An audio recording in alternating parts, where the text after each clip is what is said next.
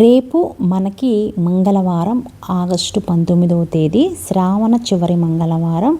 అలాగే మనకి ఏకాదశి నక్షత్రం ఉంది, ఆరుద్ర నక్షత్రం ఉంది. కాబట్టి అందరూ కూడా ఇంట్లో తప్పకుండా నేను చెప్పిన పరిహారాలు చేసుకోండి.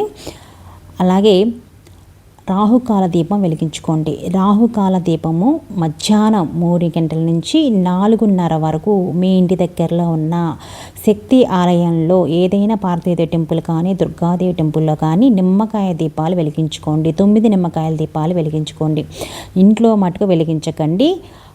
దేవుడి గదిలో అస్సలు వెలిగించకండి. మీకు కుదరకపోతే తులసి కోట దగ్గర కొంచెం దూరంగా వెలిగించుకోండి. నిమ్మకాయ దీపం అనేది దేవుడి గదిలో అస్సలు వెలిగించకూడదు. నిమ్మకాయ దీపాలు టెంపుల్లోనే ఎక్కువ వెలిగించాలి. ఆప్షన్ లేకపోతే మాత్రమే తులసి కోట దగ్గర వెలిగించుకోండి.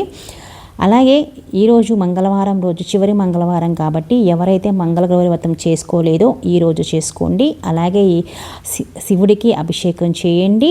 వెంకటేశ్వర స్వామికి పిండి దీపం నమ్మన సమర్పించండి, తులసిమాల సమర్పించండి. ఇలా చేయడం వలన మనకున్న ఆర్థిక సమస్యలన్నీ పోతాయి. అలాగే రాహుకాల దీపం వెలిగించడం వలన మీరు ఏ కోరిక అనుకుంటే ఆ కోరిక తప్పకుండా నెరవేరుతుంది. ఏకాదశి అంటే మనకు ఉపవాసం ఉండవలసిన వాళ్ళు, ఉండాలి అనుకున్న వాళ్ళు ఉపవాసం ఉండండి. కుదరకపోతే పూజ అయిన తర్వాత మీరు పలహారం కింద తినచ్చు, తప్పులేదు దాంట్లో. కంపల్సరీగా రేపు మీకు ఏదో ఒక విధంగా మీ ఇష్టదేవుడికి కానీ కులదేవత కానీ వెంకటేశ్వర స్వామికి కానీ ఎవరికైనా సరే రేపు మర్చిపోకుండా పూజ చేసుకోండి. చాలా మంచి రోజు, దాంతోపాటు చాలా శుభయోగాలు మనకి ఏర్పడుతున్నాయి రేపు. అందుకని చెప్పి తప్పకుండా అందరూ కూడా రేపు ఏదో ఒక విధంగా పూజ చేసుకోవడానికి ప్రయత్నం చేయండి.